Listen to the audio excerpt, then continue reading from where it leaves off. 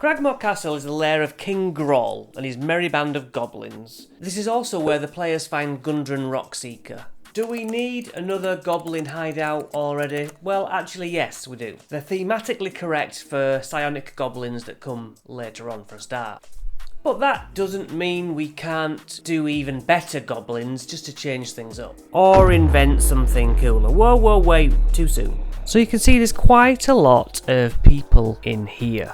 Right at the back we find King Groll and Gundren unconscious. So there are pairs of goblins either side of the entrance. They're meant to be looking through arrow slits. But with not much going on, they're not always watching. So your party might stealth past. They might even do good surveillance and find there's a way in round to area 11. But if they make a scene in here, then the goblins come in force. So these goblin bosses and hobgoblins also attack. There's a lot going on right here. They can be really overwhelmed quickly. Going forwards to area 8, there's a trap.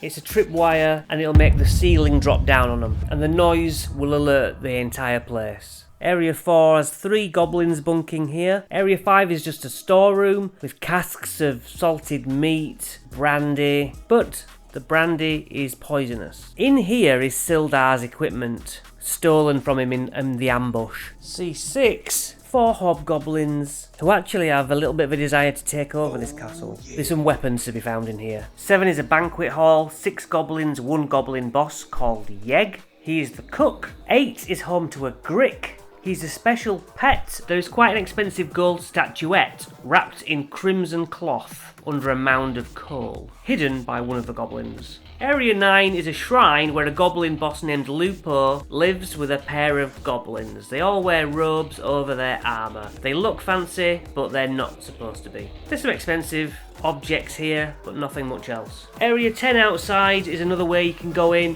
Come through the rubble here perhaps into 4. You draw some enemies outside maybe. Area 12 has 4 hobgoblins standing guard, one of which will run to King Groll if their fight breaks out. In 13, the Haunted Tower, there is a Grell, a flying, hideous monster. Its nest is high up in the tower. There is a chest up there, unlocked, has some money, potion of healing, scroll of silence, and scroll of revivify. Noises can be heard coming from the final room, the king's quarters. A growling sound, 2 voices having a bit of an argument. King Groll is a bugbear. There's his pet direwolf Snarl, and there's a special guest, a doppelganger who looks like a drow woman, and unconscious Gundren Rockseeker. This is a pretty straightforward little castle really. An area of effect spells could make it quite fun. Scrambling up over heaps of stone, pincer movements, getting behind people, flanking. It's a rescue mission of sorts, with King Groll being an assassination mission. The doppelganger, Virith, has been sent by someone called the Spider. This doppelganger, shape-changer, is supposed to come get the map and Gundren, but King Groll has decided he just wants to sell the map for money. And that's what the raised voices were about. If you rescue Gundren, then they have to take him back to Phandelver.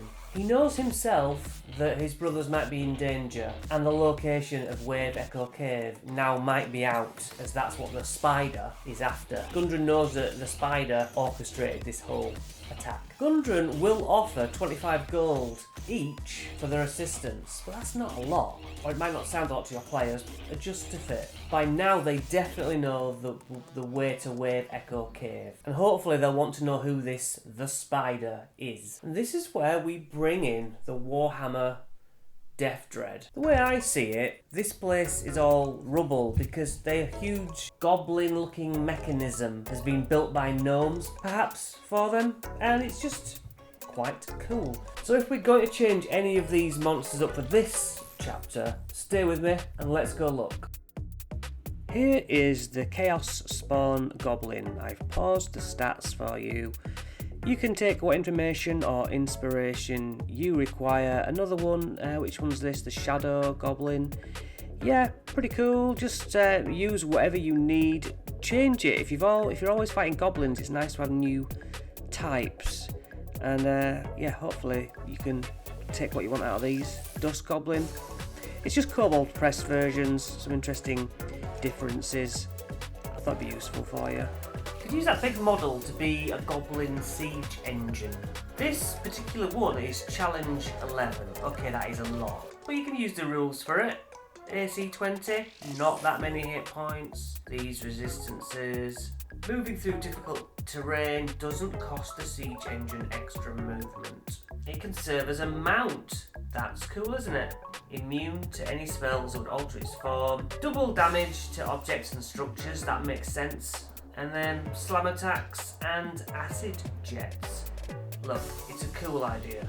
I know it is. Right, Goblin Boss. The armor class, 17, a little bit beefier, and hit points 36. At full, it can disengage, and I like that. It can disengage and reposition if you have many goblins, which you do. So, you've got your melee ones, and you've got ones that can actually fire with range and reposition. That's useful. They make 2 attacks, and the second one has disadvantage. I find with that many goblins, I would probably ignore that. I would probably literally improvise. I'd start with 2 attacks off a goblin. No disadvantage, because too many dice. If they're hitting well, I would then resort to them either repositioning, using up their actions and stuff, you know, doing something interesting, or going in just 1 attack.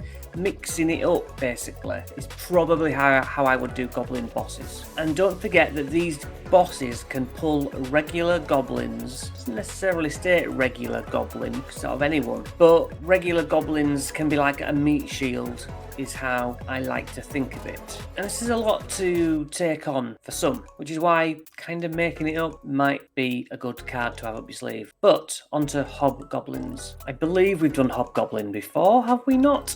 AC 18, 18 health, deal an extra 7 damage if it's next to a friend. Quite standard, but we can swap these out for those I suggested. The Bugbear, AC 16, he has a shield and armor, 45 health. At full, okay. Surprise attack. Probably not going to be a surprise as such when they... Or is it? Probably not much of a surprise that they're breaking into a place what's a boss encampment. So yeah, nothing much to say about bugbears. Grells look damn cool. Their beaky brain, tentacles and sharp barbs. AC 12, so not too bad at all.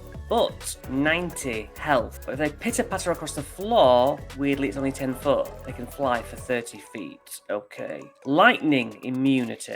Can't be blind, it has no eyes. Can't be knocked prone. Doesn't really, because it hovers. Blind sight. Doesn't need sight to see. Speaks in a language probably no one speaks on the party. 2 attacks. 1 with its tentacles, 1 with its beak. So first attack, +4, 7 piercing. Succeed on a DC 11 con save or be poisoned. The target, if poisoned, is actually paralyzed. Wonderful. Cannot speak or move. Fails strength and dex saves and attack rolls against it have advantage. Any attack that hits the creature is a crit if the attacker is next to it. The target is also grappled with the tentacles, restrained, wrapped up in those tentacles. The Grell then has advantage on attacks against the person it's grappling, I would say, with its beak attack. Not a monster you come across too often, so tick, that is memorable. Why it's there?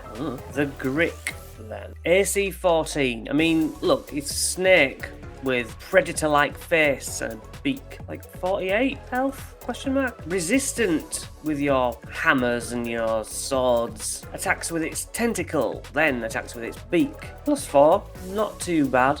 I mean, do we need a reason? Do we need a why? Just look at it. Cool, isn't it? These are inhabitants of the castle, so they're just wanting to be left alone. You know, look elsewhere if you want to find alternatives. But I do like the Grick and the Grell, personally. Well, that's pretty much it, isn't it? Rescue Gundren, and you're done. See you next time.